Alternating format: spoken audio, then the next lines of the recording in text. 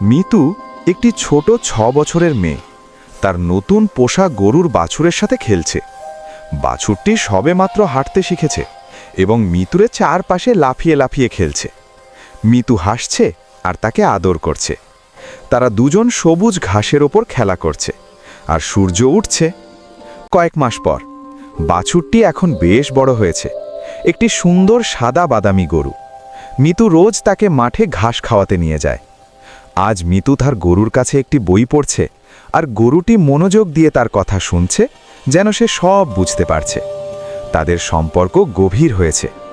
হঠাৎ একদিন মিতু মাঠে গরুটি দেখতে না পেয়ে খুব মন খারাপ করে। সে সারা গ্রাম খুঁজে বেড়ায়। মিতু খুবই চিন্তিত এবং তার চোখ ছলছল করছে। সূর্যাস্তের সময় সে হতাশ হয়ে বাড়ির দিকে ফিরছে। ভিডিওটি ভালো লাগলে চ্যানেলটি সাবস্ক্রাইব করে পাশে থাকা বেল আইকনটি বাজিয়ে দিন।